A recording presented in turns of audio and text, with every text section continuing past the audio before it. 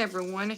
I got a story about the Mazuka Indians, Mazuka Indians, Mazuki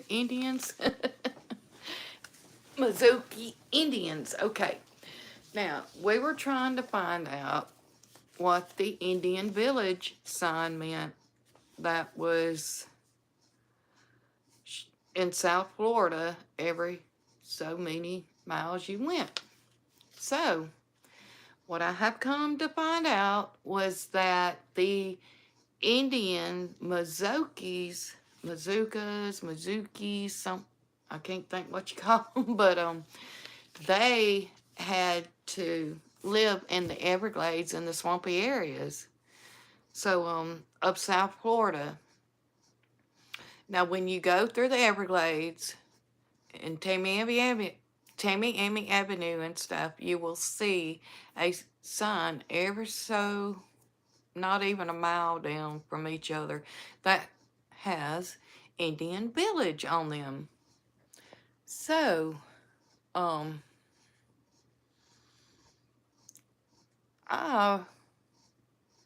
got this story on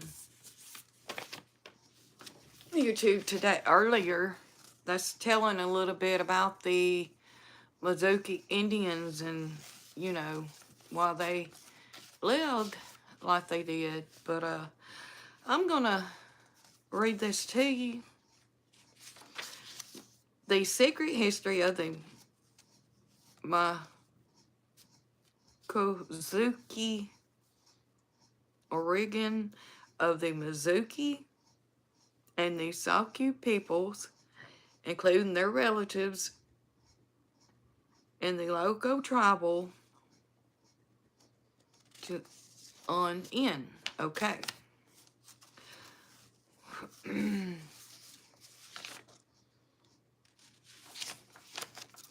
Did the Seminoles own part of Florida?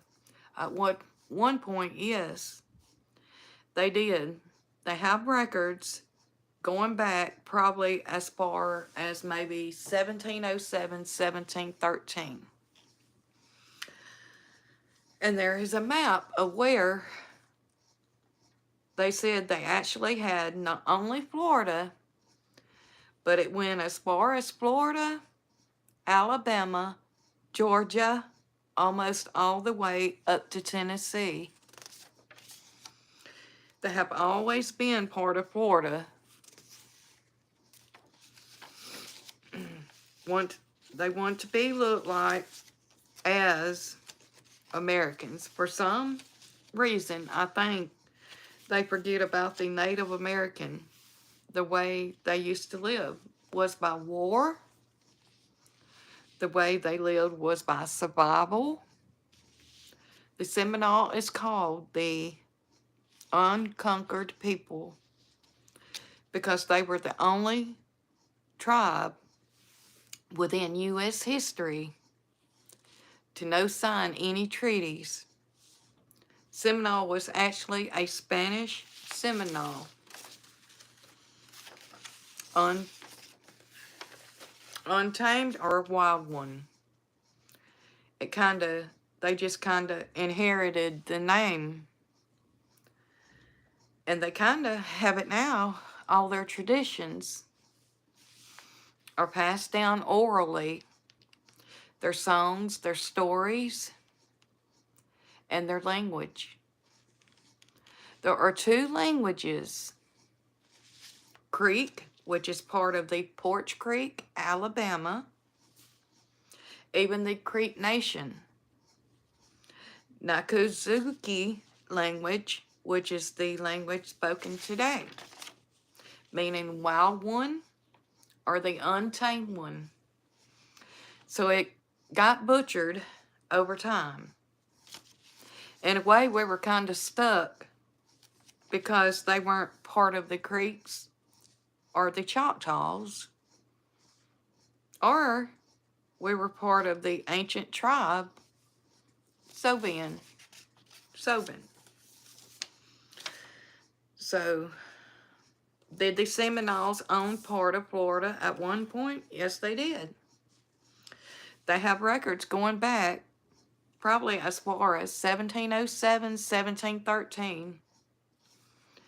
And there is a map where they said they actually had not only Florida, but it went as far as Florida, Alabama, Georgia, almost all the way up to Tennessee. Want to be looked like as Americans? For some reason, I think they forget about the Native American. The way they used to live was by war. The way they lived was by survival. Now, y'all, I don't think I could be in the Everglades or the swampy areas and worrying about war and worrying about, you know, survival. That's got to be pretty tough. Oh, man. The Seminoles called the unconquered people because they were the only tribe within U.S. history to no sign any treaty. Seminole was actually a Spanish Seminole. Now, hold on. I'm going to get Poppy. Poppy. Poppy. Poppy. Come tell him hey.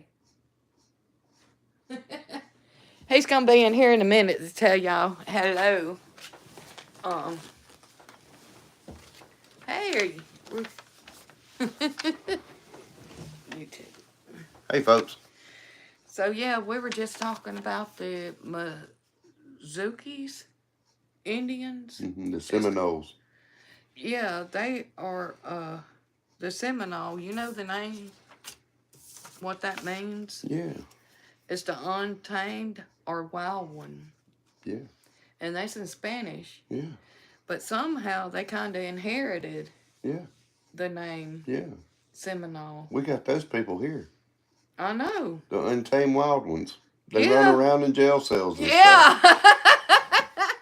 See y'all later. But yeah, anyway, that is, thank y'all for joining Nonnie and Poppy's Great Adventures. And till later, y'all have a good one.